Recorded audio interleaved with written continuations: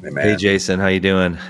Good. I had a good convo today. Yeah, Mark Appleyard. Not Mark Appleyard, the professional skateboarder. Mark Appleyard, our friend that wants to talk about dignity and how dignity plays a role in loving people into a relationship with Jesus. It's a dynamite conversation. It is. And what I'm excited about this because, you know, you and him and a handful of others are the kind of guys that I can sit and we have a lunch, and inevitably we go into the deep end of the goodness of God. And I had some of this conversation with Mark a couple weeks ago and was like, oh my goodness, man, we got to do this with Derek. And we did. Yeah. It was life for me. And I think it'll phenomenal. I mean, there's such major revelation of Jesus in this conversation, and how showing dignity to people really reveals the image of the Father within them. Here's another thing, Jason. We want to show dignity to all of our listeners, all of you out there that are listening to the podcast. We want to dignify you by hosting a gathering together. We're thinking about maybe a Zoom call where we would all get together maybe once a month or so and kind of talk about life, talk about things, talk about the Tacos podcast, but also maybe try and help people get connected in deeper relationships that are like-minded. We've been finding that a lot of people contact us, you know, via email, and they're like, hey, I love your show. I love the podcast. Man, there's nobody in my area that's thinking like this. And we're like, well, you know what? Yeah, there is. We know this person, and being able to connect people. There's been people showing up at River Church purely because they listen to the Tacos podcast. And it's like, hey, we want to help you get into a tribe, get into community. But we thought a good way to do that would be to host a Zoom call with however many you want to show up. What do you think? Yeah, I think it's a great idea, and I would love to hear feedback from anyone who's listening. And I also need you to tell them the idea you had for the name as a lawnmower comes by. Well, yeah, being a good dad joker, I was thinking we could call this Taco Communities. These would be our Taco Communities. Our monthly Zoom Taco Communities. Hey, I'm in I'm into with the lawnmower coming. I think we should get to the podcast. Let us know, and we're going to try and put something more practical around it, some dates on it coming up here. Yeah, but let us know if you're interested, and also geographically, let us know where you are, because we want to help connect people in relationship with one another. But this podcast, man, phenomenal. Looks like we have good levels from everyone. You know, we need to stop telling people that we hit record and just talk. Yeah. Right. All the good stuff happens like after we stop recording. So all the natural stuff goes. Yeah. Derek and I often talk about how, we hit stop, and then the next 45 minutes we're like, oh, I wish I was recording. That was the good stuff. Exactly. Yeah. That's good. This is fun. This is two of my favorite people on the planet. I get to have conversations with. Normally we're not recording, but this is kind of fun. Yeah, Mark, hang out again. Welcome to the podcast again. So good to have you. Yeah. Thank you. Yeah, it's good to be here again. You guys are amazing, and just love what you carry, love what you're running at. Love the dangerous territory you find yourselves in. It's all good. Mark is a fellow. I describe Mark this way. He's the yes and guy in my life. Derek, have I used that analogy? You have. He's the guy. You have, and I love it.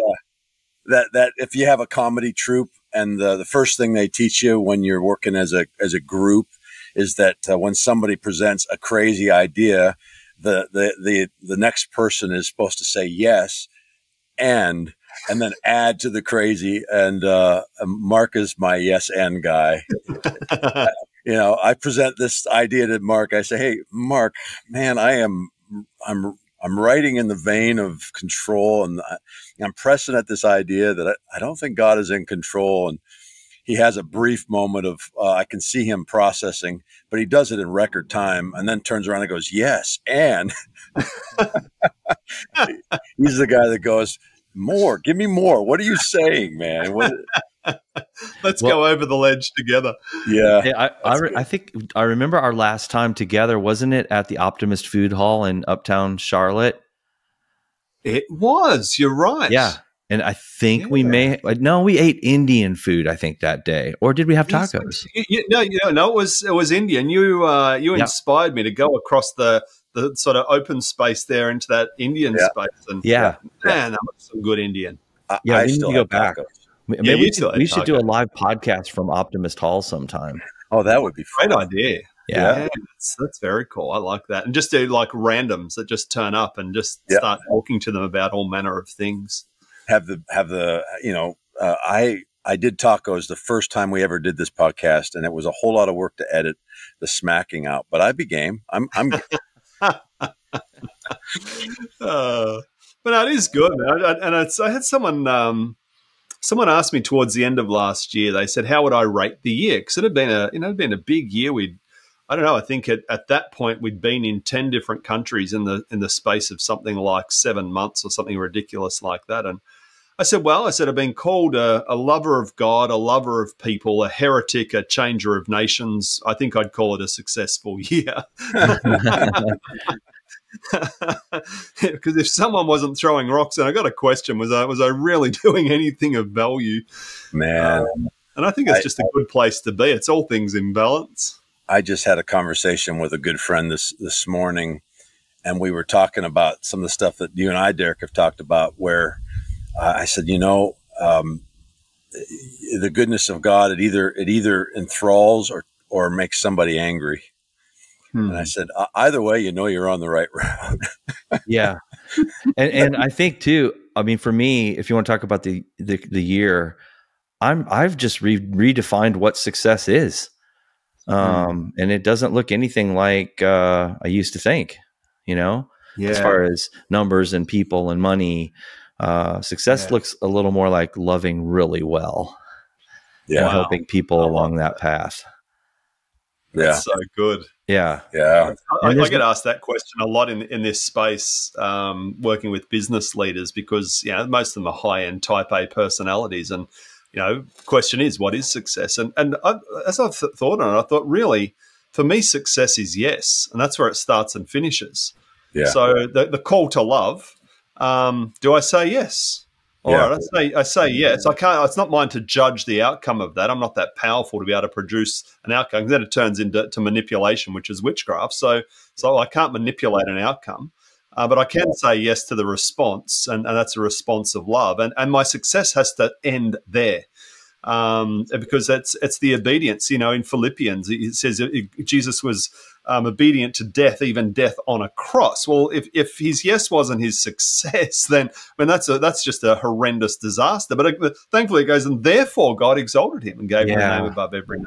So that's good, Mark. Yes, and and the invitation's always going to be to love. So we know if it's a love question, that it's coming straight from him. That'll never come from the enemy. So we don't even have to guess the source. But just to go, I'm going to say yes to that. And step in and then walk away and go, whatever the outcome, that was success. That's good. I love that. I think it gets even simpler in that for me, success, and man, if I can live here, success is how well was I loved today? Because I'm convinced that, to the extent that I'm aware of his affection is to the extent that I can live in the simplicity as an expression, like the natural desire to love someone is really connected to how well I'm loved today, how well I'm aware of his affection. I mean, you guys know that's, but to me, that's that. If we're having a success conversation, I realize that that in the world we live in, there's metrics and there's ways by which folks want to be able to measure, but man, I think it's easy. I think it's simple. He loves us. His love is I love good, that, man. Jason, because Jesus gave us this simple command to love others as he loved us, and to love neighbor as self. And you're never gonna love neighbor in a greater capacity than you've received love for yourself. And to me, that's also a trust issue. The more I understand how loved I am, the more I can trust that the Father has my best interests at heart, and he's with me. Jesus is with me. And so, I did a message a couple months back where I recognized that Jesus and Paul, I think John did it too. They dropped the love the Lord your God with all your heart, soul, mind, and strength. They dropped it completely. And basically Jesus said, no, okay, here's the new command. Love one another. And John took it a step further and said, hey, how do you love God? You should by your love for one another. And so it's not that we don't stop loving God. It's just that, how do you love God? How do you love God? Yeah, that's it. You love others. That's it. And you love self. You receive love for self. So it's not that they dropped loving God. It's just the emphasis is, well, how do you do that? And that's a good question to ask people. How do you love God? Because you get all kinds of answers. I mean, the people in the Crusades thought they were loving God. Right. And they were dead wrong. They were dead wrong. You can justify all sorts of behavior by loving God, can't you? If it's coming from Sorry, I'll get off my horse. I want to hear from Mark now. No, this is here. By the way, if you Google Mark Appleyard, you're going to get the pro skateboarder first. You knew that, didn't you, Mark? I did. Okay. In fact, my son one year bought me a pair of Mark Appleyard skate shoes. Oh, come on. So I'm the only guy in the city of Charlotte who walks around with his own name brand shoes on. How did I not know that story? That is freaking awesome. I love that. Yeah, I have their set. I think they're Globe. They're Globe. They are, and pair of Mark Appleyard Globe shoes. So every so often when I'm struggling to remember who I am, I wear them around. I love that. Let's do this, because I hit record already, and this is pretty typical, folks, for what happens when I'm sitting across the table from either of these guys. It's not long. We share about what's going on in our family, but it's not long before we're comparing notes on the goodness of God and specifically how it applies to the journey we're on now. And there's very few men, I should say, that I'm as thankful for as you guys, by how you believe in the goodness of God on my behalf and on my family's behalf, and so that I can share and be vulnerable. I was reading about how hard it is for men our age to have friends and to have deep, true friendships. And I just can't tell you how rich in love I am because I got you guys. I get emotional thinking about it. And wow, Mark, just share a little bit. We're recording already. Let folks know a little bit about who you are, what you're doing right now, where you're going. Mark's a part of our ministry board, A Family Story. Like I said, we met on staff years ago. We were on staff at the same church. That's how we met. And we've just encouraged each other over the years since. But talk about, and I'm on your board too. Yeah, go ahead. Talk about Anathan a little bit. Talk about what you're doing. And I know we want to dive into love in this human affirming revelation. I want to carry on a conversation you and I had a couple weeks over. It wasn't tacos. It was over Italian, but same thing. Introduce yourself a little bit, bro. Thanks, man. It's just good. I feel the same. I just love hanging out with good men of God, that you can be vulnerable and just trust. And you can trust because you see the Father in them, and because the heart knows the Father. There's that sense of, I know you already. Even obviously I know Jason more than Derek. Yet in the spirit, I know Derek because I know his heart and I know the Father and I see the Father in him. It's like, we're connected.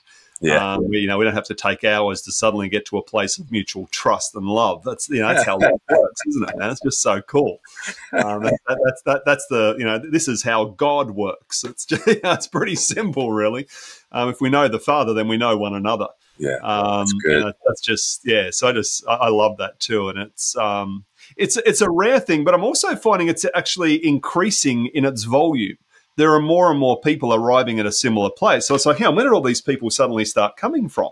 And I'm finding these conversations all across the world. And that sort of brings us to the name of Anathan, which really is, it means from above. We see it often in the New Testament. The place that it jumped out to us the most was John 3:3, where Nicodemus and Jesus, where he says you must be born again, and that word again must be born from above. And that really struck me one day. I thought, well, what does it mean to live from a place instead of toward a place?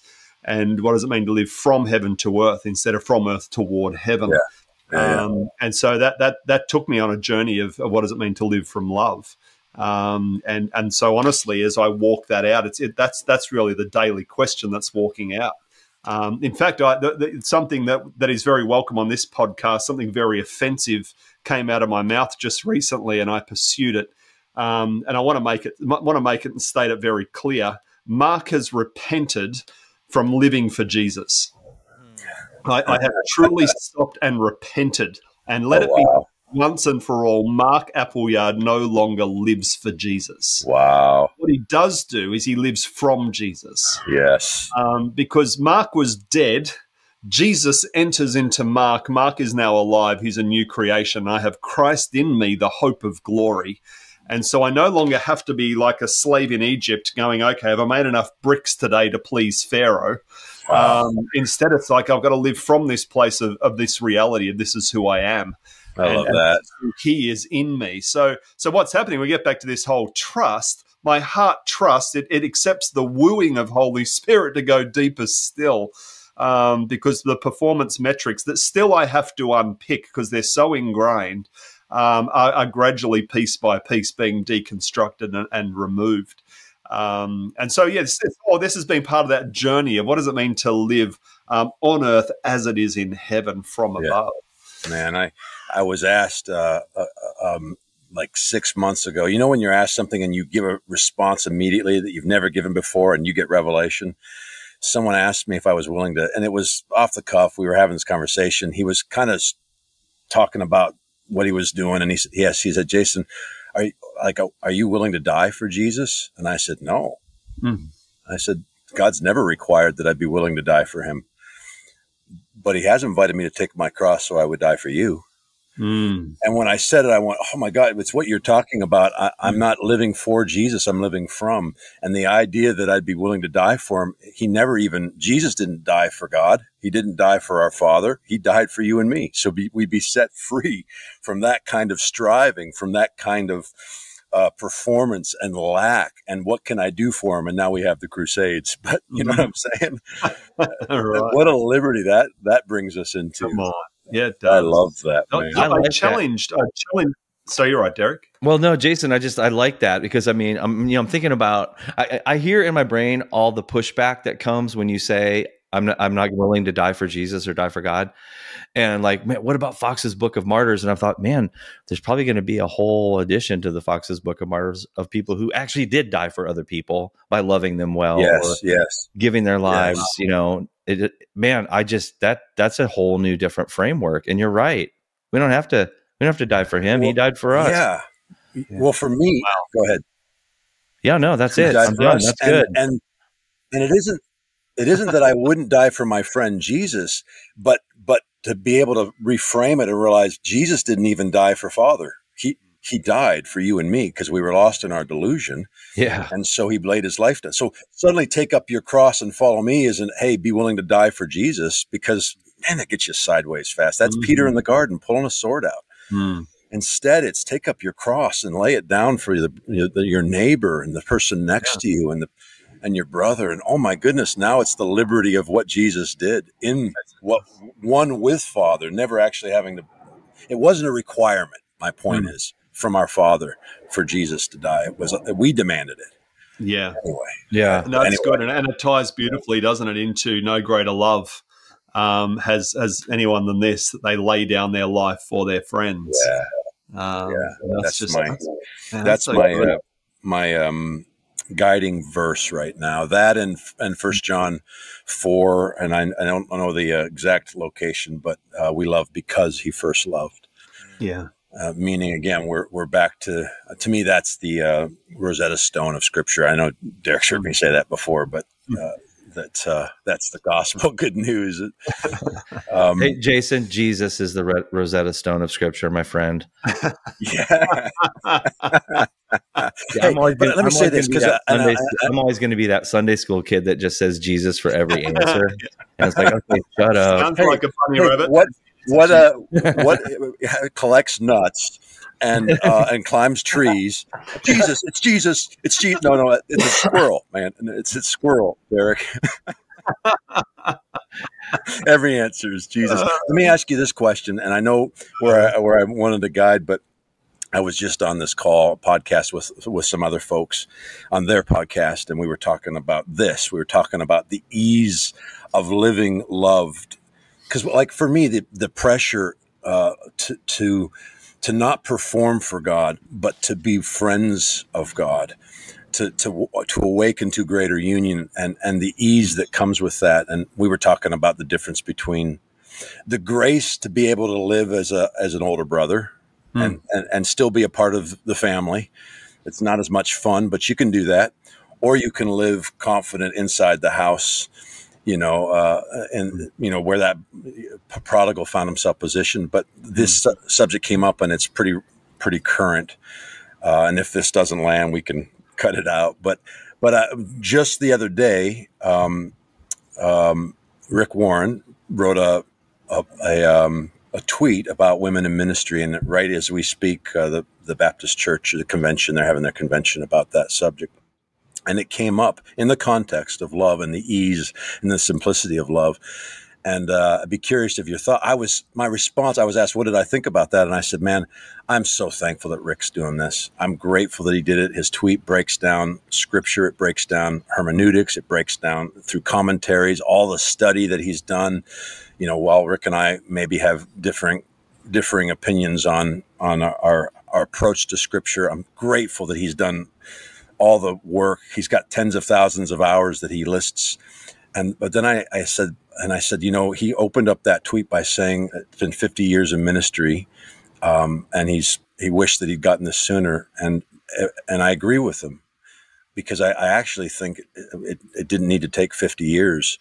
That I can appreciate he's on the journey. I appreciate what he's doing, but I'm like, man, every one of us knows, every one of us at 2 years of age understands the nature of ministry. Jesus came to show us the Father, then family is the model of ministry, and it shouldn't take 50 years. Like, I'm in the spot now where I'm like, we need an expedited revelation of the ease of his love, the ease of the gospel. And anyway, I only brought that up because I was both thrilled that he's tweeted it. I think it's important, and also was like, man, it didn't need to take 50 years. Does that make sense? Yeah, it does. Yeah, maybe I took us on a left turn. I don't want to be negative. I'm just amazed by how simple the gospel is. Yeah. When my one responsibility is to awaken to his affection and to become more convinced today than I was yesterday, and how some of these things that we've got convoluted and complicated are actually quite simple. I was, just walking out of this revelation right now of what does it practically look like to live from Jesus. And most evenings, as the family, retires for the evening and I go and do the lockup of the house and the usual sorts of things, the vast majority of nights I'll head outside from anywhere from a minute through to 5 or 10 minutes and just pray. And just sort of, bless our house, all of that kind of people asleep, all of that. And anyway, I was out there one night just recently and I thought, you know what, it's almost like this, press record button in Mark and now I'll just pray these things. And I thought, man, this whole living from Jesus, it's got to have an implication in all areas of my life. So I said, Jesus, as I get ready to speak to our Father right now, what do you want me to pray? And it was weird. All I got was, help me. I go, that's odd.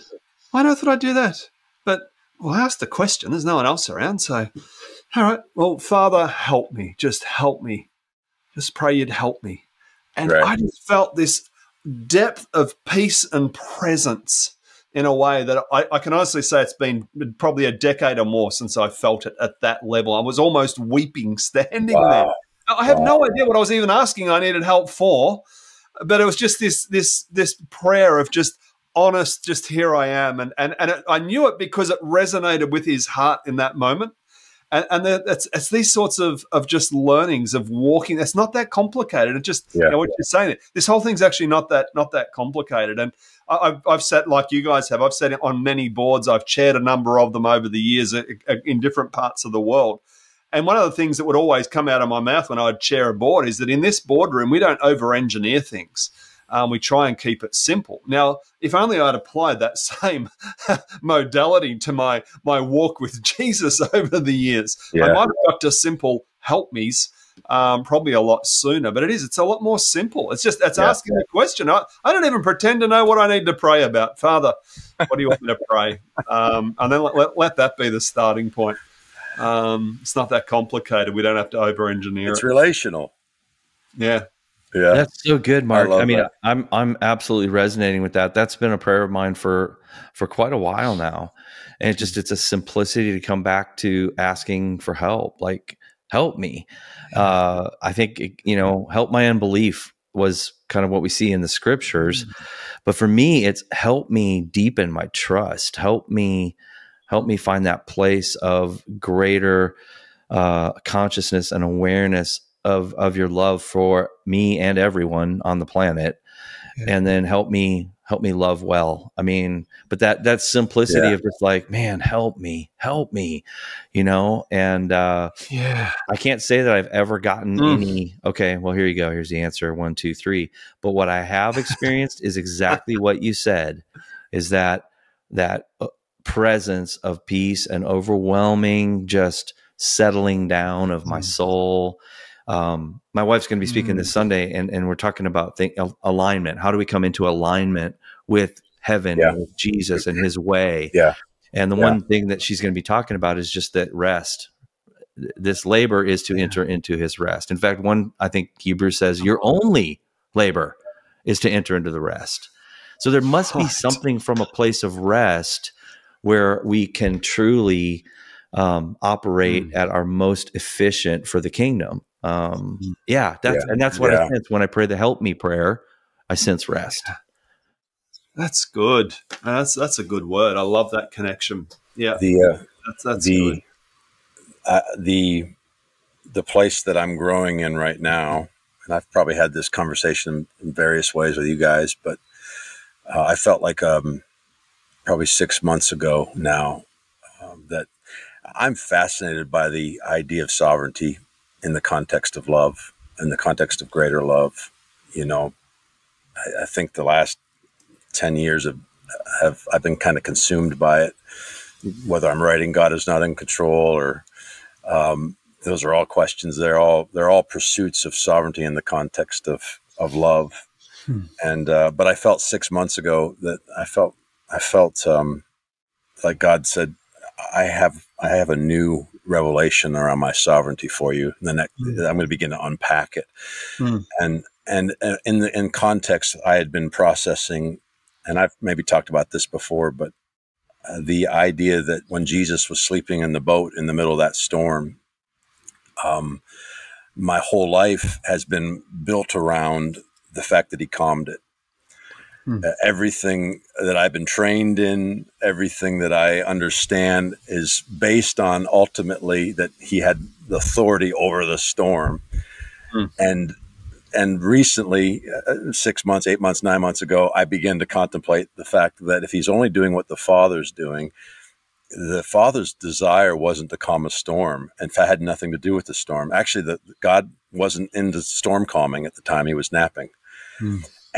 And it's flipping everything on us, because I'm like, yes, he has authority over the storm. I mean, that's really good. But had the disciples not awakened Jesus, the storm would have continued to rage. The storm isn't the story. The story is there's this revelation of sovereignty.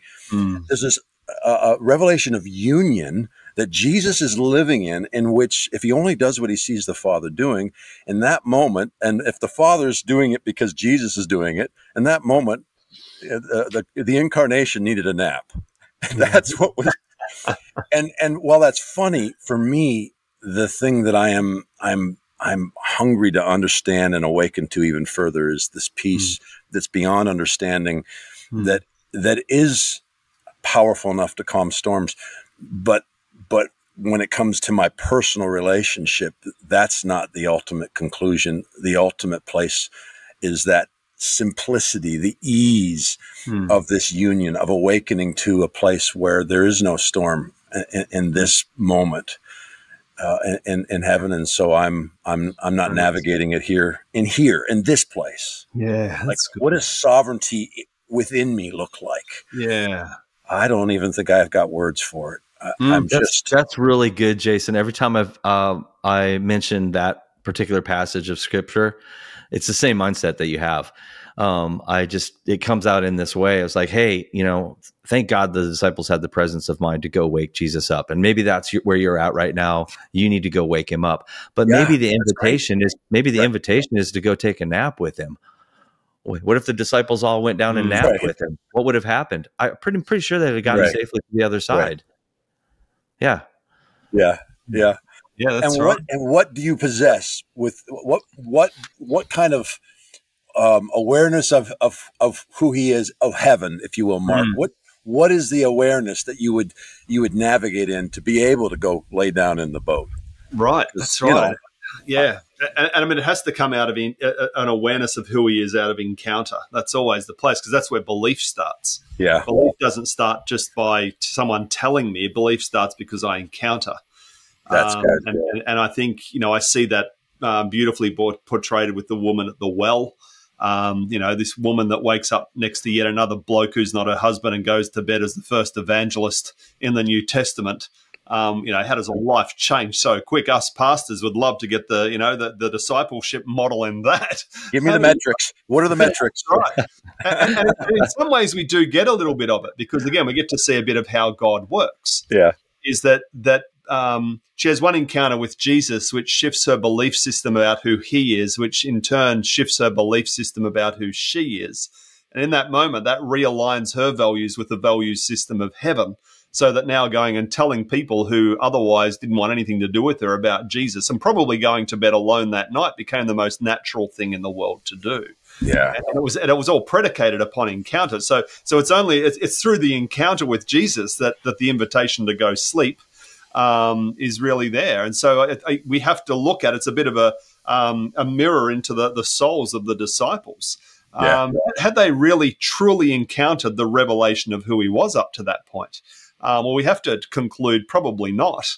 But in his goodness, what does he do? He gives them a true encounter, because why do they respond? I find it interesting. I can't remember if it's the Luke account or which account it is. Might be Mark's account with that, where it says they were afraid. And then the storm calms, and it says then, and they were terrified. And I would have thought, if I was in the boat, I would have gone from afraid to relieved. That would have been a better emotional response. Right. They didn't go from here to here in their emotions. They went from here to here in their emotions. They go, hang on a second. They got what they wanted. Why did the emotion dial ramp up? I think it's this, because the revelation they got was that the power in the boat was greater than the power outside of the boat. And so this revelation of he actually is the God of all authority, who was the creator of the heavens and earth, and he has authority over nature, even to calm storms. So they got a revelation. They got an encounter, but it was a revelation they didn't have prior to him waking up. Now, if they'd have had that beforehand, they would have gone, come on, guys, let's go take a nap. He's the master of the storms. They hadn't had that revelation yet. Right. And they hadn't had that encounter with that side of who he was. So I think encounter is somewhere in the recipe, in the pot that we stir around. It's got to be in there. I like that. I actually don't know that they would have, but I agree with you that it would have been available to them, because I just, in my own story, I get a great revelation of who he is, and then I almost needed to hear it 3 more times. But yeah, I love that. That's true. Mark, the conversation we had the other day, talking about being loved, and you made this comment that I've been processing. In fact, I shared it with Derek not too long ago, about dignity being the spear tip of love. When you actually practically break it down. I use the phrase relational. I'm a relational theologian. I think also a relational theologian needs to be a practical theologian. Meaning, what does it look like to be loved well and to love well? And you told me a story about something that you were doing with the ministry, and I don't know how much of it you can share. Yeah, that maybe would open up this conversation, because your thoughts around dignity and it being the spear point of love really arrested me. Yeah. It's something. It's still an ideation. It's something I'm working out, and it's probably a little bit of backstory was.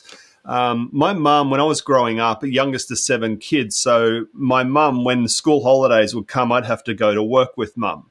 Now, what made that particularly problematic as a young boy and then early teenage boy as well was that my mum looked after the elderly and the people with mental illness. So as a teenage boy, my friends are off doing all their things. The last place I wanted to be is in a home with old people. Or around people who are struggling with mental illness. And it was just like, I dreaded school holiday times, because I was like, oh man, I know what this is going to mean. And I'd feel heavy. I didn't want to do it. What I didn't realize was, again, I was put into a university. That didn't mean that suddenly I was this guy who could do that, but there was just a space in my heart, this room in my heart that was being stretched and opened up. As I matured and grown and come to a deeper revelation of perfect love and who I am in the midst of that, then obviously the love of neighbor as self, it starts to increase as well. And I go, oh my goodness, I see something here. I might not have the skill set to enter in, but boy, I think I've got revelation and some business nous and acumen to know how I may be able to set up things to help that get those needs get met. And so I remember one of those instances where mum had I think she had 7 disabled people that she was taking down to the store to get ice cream. And I'll never forget it. I mean, I'm getting emotional just thinking about it. And she was walking down the street of this, regional country centre in Victoria, Australia. And I'm there as well, not wanting to be there. And I just remember that the people would walk down the street, they'd see her and they'd just cross to the other side. They didn't want anything to do. They were afraid of that which they didn't know. And mum would have the biggest smile on their face, and she'd walk into the store, the ice cream shop, and everybody would leave the ice cream shop. They'd just leave, walk out. And mum would just get, and she'd make sure they all get a chance to have their favourite ice cream, whatever. And they'd be dribbling ice cream everywhere. And she'd have all the little napkins, mopping them up, and just this beautiful experience that here they were in this moment, fully alive. And here, as a young man, just that sense of, I didn't have language for it then, but I'm going, here is dignity in action. And what is dignity? Dignity is protecting the image of God in somebody. And that's why I call dignity the leading edge of love. It's the leading edge of love. Yeah. Because when a person feels like that their identity, the Imago Dei, that their identity as image bearers of God is being protected, I've discovered that is the quickest way to disarm a heart to receive the love. Wow. And we can go and do stuff to love people. Oh, I'm loving them in Jesus' name. But, it turns into crusades. And, this is me acting out of, God, doing this stuff for Jesus and whatever it is. It's love when it seeks to protect the identity of the image of God in a person. And it's the pointy end. Because without that, we've actually got to start questioning why are we even doing it. I find it fascinating in the garden scene and in the creation scene that, we know the good to very good transition in the creation process, but it's very good before they even did anything. Yeah. He's just made them. They just are. And he goes, everybody gather, everyone, just gather. This right here, this is the masterpiece. Right here, we call it, that was good. And you all like, oh my gosh, this right here, this is, and they haven't even done anything. That they've just been, they've just created. And I look at that and I go, that's why we love. There has to be a deeper reason than just we love people. We've got to ask the question why. And the leading edge of love is dignity. It's protecting the human experience. So then I look at it and go, well, man, what is the human experience? How do I define the human experience? Which is a fair question. And I think I've got some friends that run a massive company out in the Middle East, and they've got a phenomenal not-for-profit arm of what they do. They've lifted over 250 million people out of poverty in a handful of years. Wow. And it's the Legatum Institute. They're based out of London, and they produce the Prosperity Index, which you can just jump online and Google and look for yourself. The Prosperity Index, which most nations of the world's governments use to measure prosperity across a whole host of metrics. And one of the things with that is that they term prosperity as being human flourishing. And that phrase captures my attention, because I go, that's a human fully alive. It's John 10:10, the more abundant life was when a human's fully flourishing, when they're living out of the fullness of the image of God placed inside of them. And what does love do? Love comes behind after we've said our motivation is to protect that. And therefore, this love of God in me will do whatever it takes to protect that in you. And suddenly love has got such a purpose about it, because in that, the Father, I believe, gathers everybody around and goes, this right here, what you're saying right there, that's very good. But because they're doing what we've done when we created back in the garden. When Mum was there with those kids with ice cream, I believe she's heaven, gather around. This is the very good. And right. We would look and go, well, that's not normal. They're broken. They got no. Heaven sees a totally different picture. The smiles, the dribbles, the whatever, the tasting, they're fully alive. And it was the most dignifying thing happening in that town that day. I love that. So yeah, for me, this dignifying process is, the dignity. It is the leading edge of love, and it disarms that. Now I can encounter the perfect love of the Father, because I can trust. I feel seen. I feel valued. That this human experience has been validated in the context of time and space. I mean something to the story. This is who I am, and this is who I'm created to be. And so we're really going deep dive at the moment and unpacking what does that look like. When we look at, nations as an inheritance, what does it mean to actually have such an impact in a nation? That actually this is the dignifying, the human flourishing that's taking place. We want to make a disciple. I've got rid of disciple out of my vocabulary altogether, and I've replaced it with human flourishing. That's our no interest in discipleship. I've got a lot of interest in human flourishing, a person becoming fully alive. Wow. Finally, I've left the unkind, short-tempered, controlling, judgmental, punishing, manipulative, untrustworthy Jesus. I've left every Jesus that doesn't look like greater love. I've left every Jesus who isn't reconciling the whole world to himself. I believe in revolution. Love's not an institution. I believe in revelation. It's your spirit's inspiration. I believe the stars are falling. Every wall a seat of fire. And I believe a wave is coming above. All that people desire.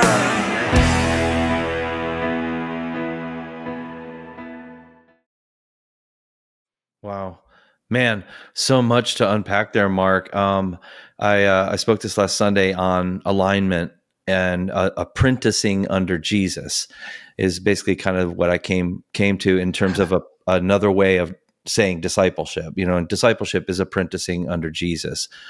But Amen. I got to tell you, your experience with your mom and helping these special needs kids, it reminds me, I actually have the book right here. It's Henry Nouwen's book, In the Name of Jesus, where Nouwen went to the L'Arche community, and it was a special needs community. Gave his life to it. Thought he was going to go be helping them, and they ended up helping him. It's a beautiful book, In the Name of Jesus. It's a reflection on Christian leadership. But I gotta say that this human affirming mentality has absolutely changed everything about my viewpoint, because it's really the only way that we can align with one another. And this last Sunday, Jason was actually in church for once. Jason actually comes to church. Thank you, sir. I love it. I love that. But at church, Jason might say that church actually came to you. Yeah, maybe. Right. That's exactly right. Yeah. That's but I used the word dignity in the message. It wasn't in my notes. It didn't, and it totally came out of my heart. But it was all about like maybe going back and expressing gratitude to those who have helped you along the way, along your pathway of learning how to follow Jesus. And maybe they didn't get it right. In fact, maybe you had to unlearn a lot of stuff. But there still should be dignity to go back and say, you know what? Thank you for that aspect where you showed me Jesus well. And then I think the other aspect of dignity is that I think William Paul Young says it this way. What if we treated every human interaction as if it were eternal? Well, we would show dignity to one another. And, you know, Jason and I have been wrestling with this one for a long time, but when I use the term human affirming, I'm being very intentional in saying, I 100% affirm you because you're human. I don't have to affirm you in any other way. I affirm you. I start at the top because you're human. You're created in the image of God. You're deserving of dignity. And plus, it's the only thing that unifies us. Like the whole planet is unified around what? We're human. Once you start going down sub layers behind that, once you get down to male, female, black, white, gay, straight, management, labor, you name it, you're dividing. You're dividing. But human keeps us unified. And like, oh, I can affirm you because you're human. You reminded me of a show that Ricky Gervais put out on Netflix, and it's titled Derek, spelled properly, D-E-R-E-K, like my name. But I would encourage our listeners to go and watch Derek. He plays a special needs guy, and talk about establishing dignity. Man, it does a great job of preaching the gospel of dignity that you're talking about. I love it. Amen. Yeah. And dignity is one of the words that is massively underutilized in the Christian vocabulary. There's a few of them, but I think that one sits right towards the top of the list. So dignity seeks to protect the image of God in a person. I believe love is the rehumanizing agent that restores the humanity that's so good to protect. And so love rehumanizes, dignity protects. And so getting onto that story. So there's an initiative we are a part of, and I can't say where, but there's an initiative we're a part of at the moment, where we've got some partnerships going on. And I was going to go here if you didn't. So just trying out how to frame this, but some partnerships going on. And I get called in the wee small hours of the morning, a message rather, saying, Mark, we need to talk. I've got a major question and I really need to run something past you. It's like, oh my goodness, can't this wait? So all that to say, somewhere around 4:30, 5 a.m., I'm on a call with my coffee, bleary-eyed. I go, all right, what is it? And they said, well, you know, this thing we've been a part of, and that this lady has been kicking around what we've been a part of, you know, around the edges and the fringes of it, and she's a prostitute. And I said, you've mentioned her before. She goes, well, I've discovered a couple of things that are really quite disturbing. I said, all right, what's that? And they said, well, first of all, that this lady is doesn't have an address. She lives and works out of her car.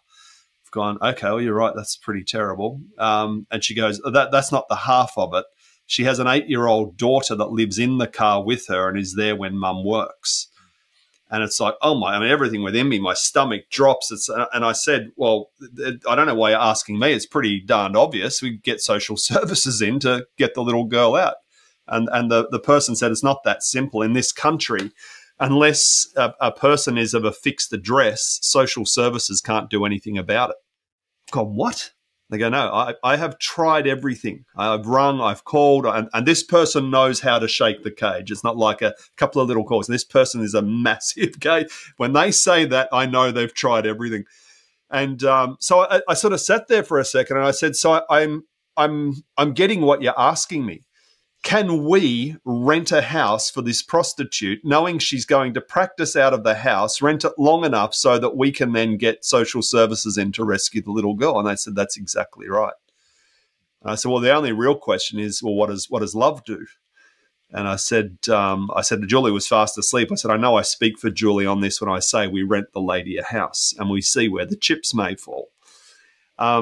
So, okay, great. Yes, that's what I thought as well. We go ahead and then I get the follow up and this was just really cool. So it was probably a few weeks later. I hadn't really heard a whole heap, and then we're on our on a call, and the person says, "Here's the good news story. We're moving the lady in."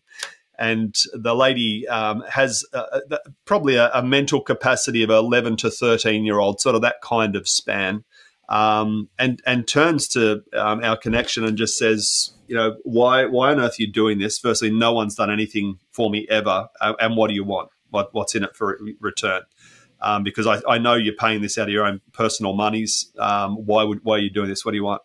And they said, well, we don't want anything. It's not why we're doing this. You are made and formed like God, and He loves that about you, and we love that about you as well. And that's good enough for us to do what we can to help you right now and to help your daughter.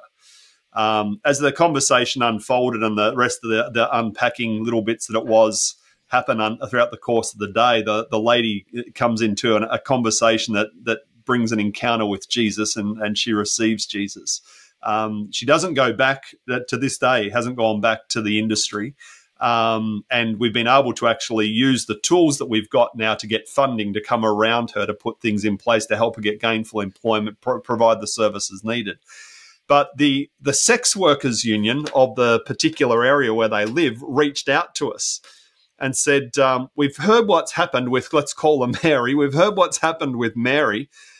We've actually got a number of other women in a similar situation. Can you do something for them as well?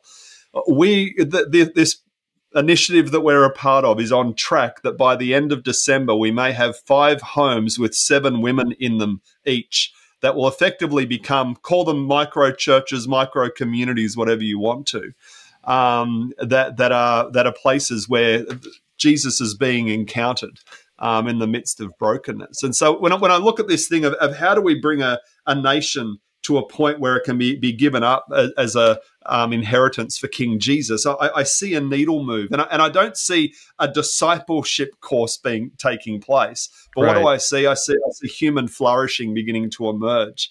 And where did it start? It started with a dignifying act that says, this is who I see you to be, and that is all the reason I need. A barrier comes down, and now the humanizing agent of love comes in, and now lives are being transformed. So there's just so much happening in there for me at the moment as I really dive deep on that. It's almost impossible. I'm in tears while you tell it again. So it's the good news. This is the good news. As I'm processing, I have 3 thoughts. I only had 2, but now I have 3, thanks to Derek. First, you're from Australia? A long time ago in a land far, far away. That's right. Second, Derek, I'm actually going to church this weekend as well. I'm visiting a church, and so it'll be 2 weeks in a row, man. Look at me. I'm proud of you. Way to go. You're doing your duty for Jesus. Keep it up.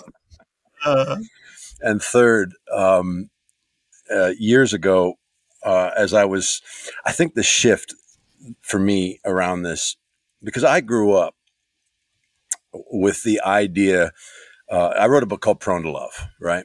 But I grew up with the idea that we were prone to wander. Mm-hmm. I grew up with the idea that if you were to say human affirming, I would wrestle with that, because humans are depraved. If you left them alone, they would seek to do the thing that is.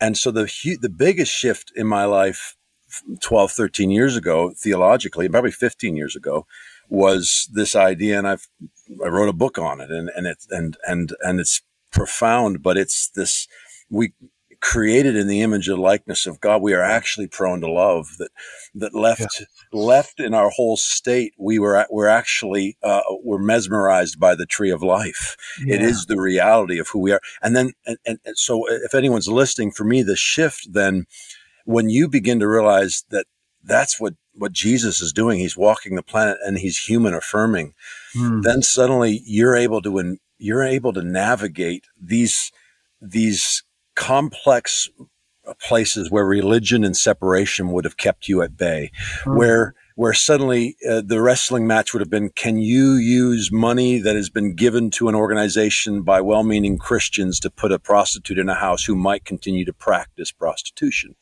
And of course, if you're human affirming and dignity is the foundation of what we're doing, and love is the long game that transforms us, then you can go, yeah, we're after the reality of Christ within this woman, and we are free and at liberty to be able to do that. Whereas in the past, I would have wrestled. I would have had to, and so many folks have to wrestle with what, what does responsibility look like with this money? And the reason I'm saying this is the liberty of the revelation that God is in Christ reconciling the world to himself, the value he has for humanity, the fact that he became man, he became one of us, as Derek says, to rescue all of us. The value he has for humanity is so beautiful, and there's so much liberty there. Well, the next question that is forces its way into the conversation is still the why. We know the what, people into the image of God. We know the how, dignity, and love is the transforming agent. But the why, and as I've sat and wrestled with the why, and it's more than just because God said to. There's got to be a bigger why. And as I've thought about that, I've thought is because a human fully alive is the clearest revelation of God among us if we are made in his image. Yes. And it's like, there's the why. That's why this is so stinking important. That's it, yeah. Because it's the clearest revelation we've got of God among us when a person is fully alive and they're fully humanized, rehumanized.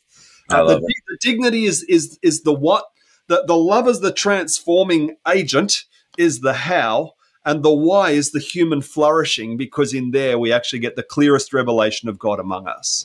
So good. And dignity sits right in the centerpiece of the whole thing. That's it. That's it. I mean, I was thinking about this the other day, like, well, why do we gather on Sundays? Why do we love? It's to reveal Jesus. We hope to reveal Jesus. And that's what you're talking about. Yeah. That's the revelation of Jesus, is a human flourishing, a human life flourishing. Obviously, Jesus came not just to enter into death and obliterate it on our behalf, but he also came to show us what it means to truly be human. He was the flourishing human among us. Yeah.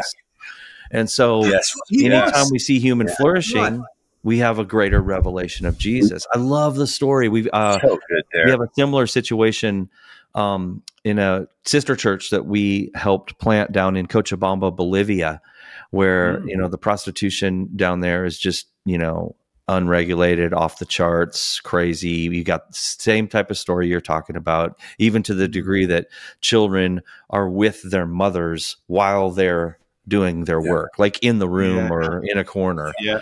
And this lady just shows up one day, takes it upon herself to buy a property and start huddling these kids together, telling the prostitutes, hey, if you want to leave your kid in a safe place, this is a safe place. I'm going to teach them. It has now become an overnight. If they need to stay overnight, they can stay overnight. And it's changing the nation. It's helping these women to flourish. It's helping these children to flourish. And I love that. I mean, it brings tears to your eyes, because these are horrible, tragic situations, because God never intended for a human to be in that condition and to be brought to those circumstances. And so, and it's always usually not that someone's choosing that. It's they don't have any other choice. That's right. And love comes along and says, how can I bring dignity? Let's bring dignity to this person. That's I'm telling you, Mark, that's the piece you got. It's like you got not if it's some kind of formula, but it's like it's the tip of the spear. Because when you ask yourself, what would love do? Sometimes that can be a little ambiguous. I mean, I know it's going to be patient, it's going to be kind, it's not going to be self-seeking, all the things that love is. But to say that love is going to show dignity and dignify this person, that's very concrete. I know what I have to do to help you, to help bring dignity to you. I love it. And the revelation of Jesus as a result. Wow. Yep. Yeah, and it's the affirmation that God is among us, right? Because we get to see it. and the person next to you and the person across from you, and the, like you said, Derek, the practical, the ability to stop and participate with dignity, to value that person across from you. What does it look like? I mean, it doesn't. It's not hard to be able to figure that out. I love it. And the thing is, too, is that it deals in, because I deal with this a lot in coaching business leaders. It actually comes up a lot in terms of it's a practical modality for conflict resolution. Because there's the hardest thing. When we're in conflict, it's just like, oh, man, you're attacking my identity and I want to attack yours. And the person with the greatest attack becomes the most powerful person in the conversation, and they win. And now we get so might is right as an ethical standard, and away we go.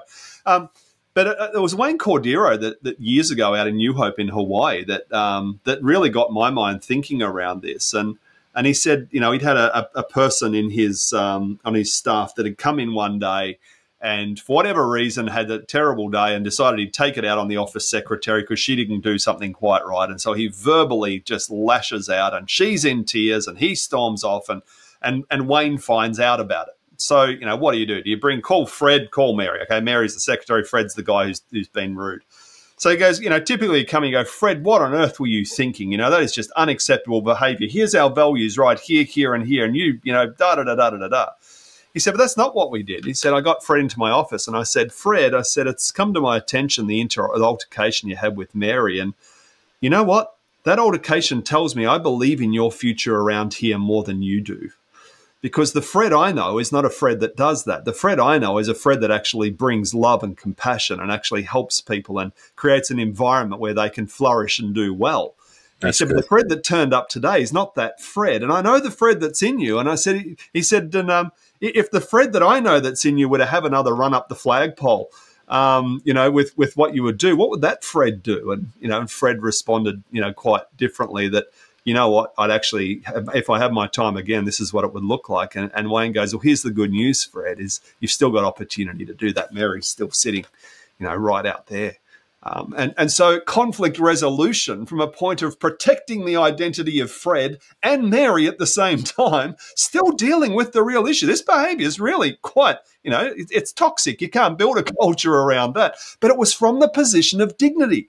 Yeah. And I thought, man, that is a powerful thing. And he was quick to say, now, if Fred chose not to do that, he said he'd give him one more run, and then he'd have to have another conversation. He'd go, well, Fred, that behaviour right there, maybe there's some things going on we can help with. If you don't want help, then we are going to have to exit you out of this environment because the environment we've got here doesn't, promote that. But he's giving him an opportunity from the position of a dignifying leadership response. Yeah. So it all layers. This stuff works. It certainly works in its most obvious form when we're looking at the marginalized, the disaffected in society, the social outcast and the like. It stands glaringly, but it also is in the day-to-day interactions with people as well. So good, Mark. When we seek to call out the identity of people and who they are, and then what can we do to protect that in you? Because this is who I see you are.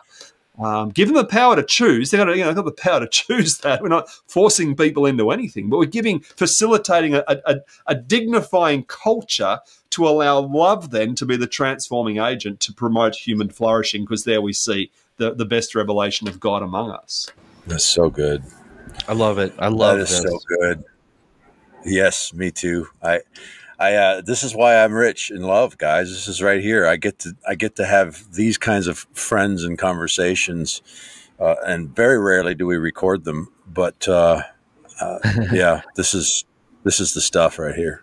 I saw a meme the other day, and it was like, yeah, sure, Jesus did miracles, but why are we not talking about the miracle that Jesus had 12 male friends at age 30?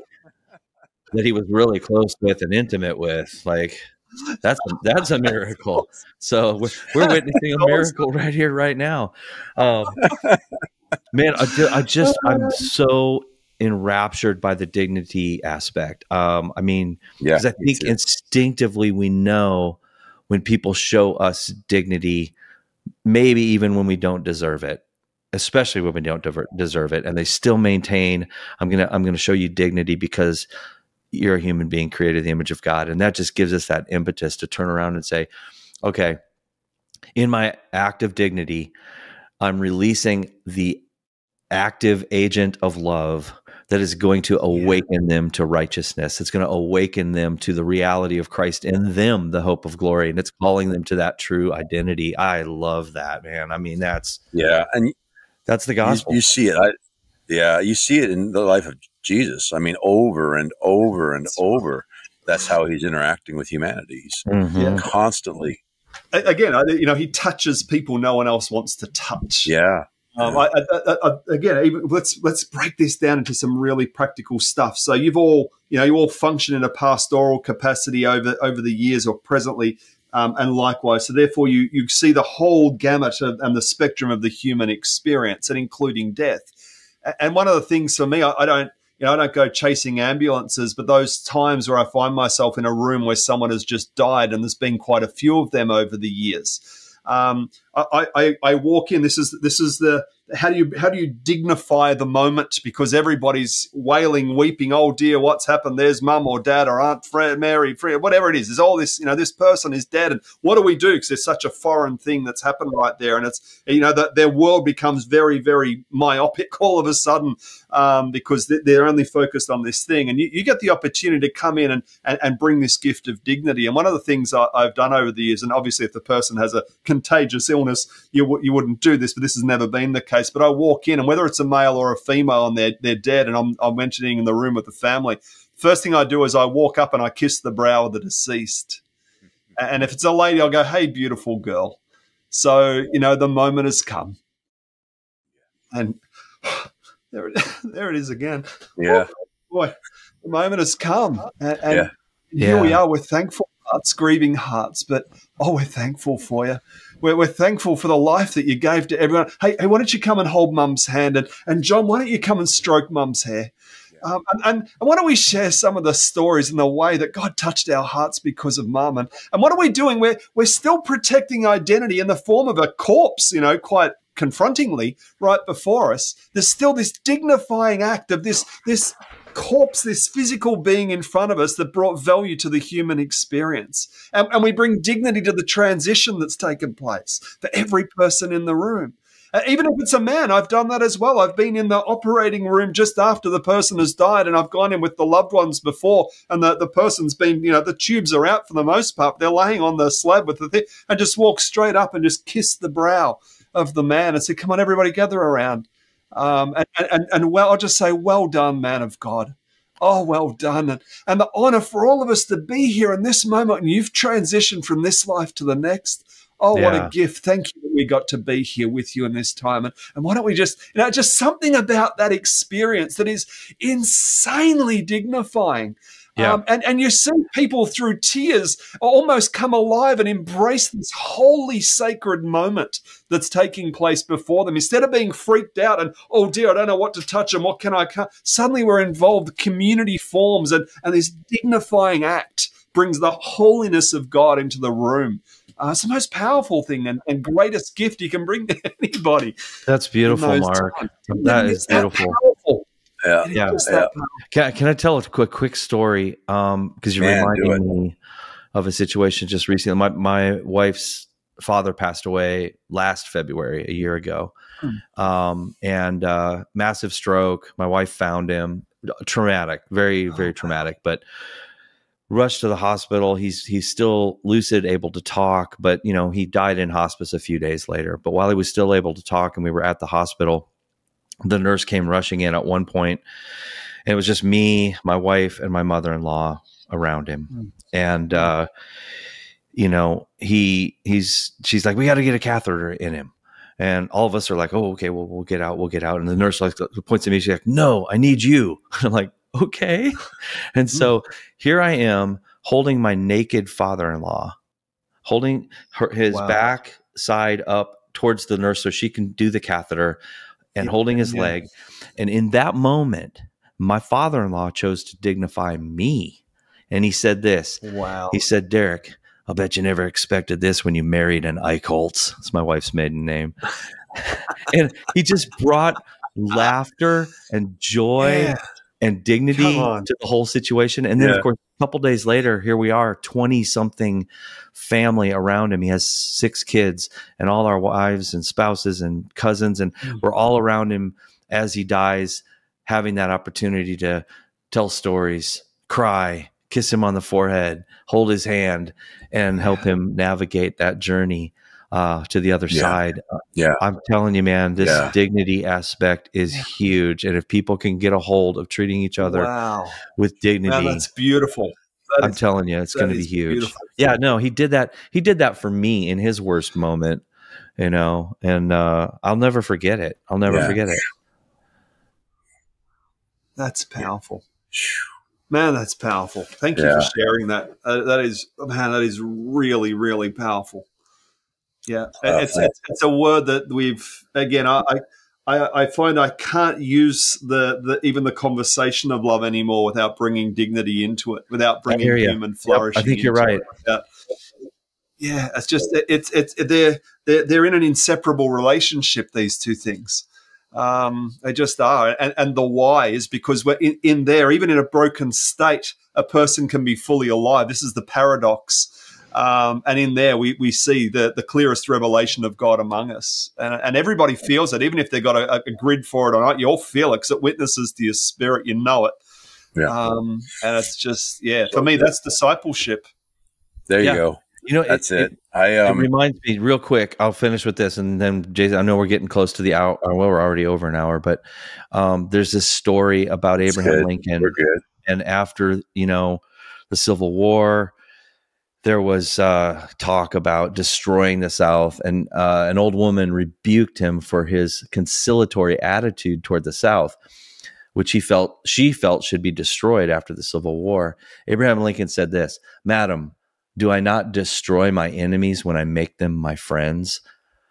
And I mean, that brings you right back to Jesus' command. Hey, love your enemies is still a thing. And how are we going to love them? We're going to show them dignity, even though we don't think they deserve it. So, that's powerful. That's right. Amen. I think that's one of the things that bothers me a little bit about kind of like the deconstruction, disorientation movement that we're in right now and the exodus from the church. It seems like it's like the pendulum is swinging to say, not only am I going to get away from this situation, but I refuse to show any dignity to anybody that was a part of it beforehand. Yeah. Jason, that's what I love about you and your story of the money changers, that, Jesus was also fully loving and respecting the money changers as well.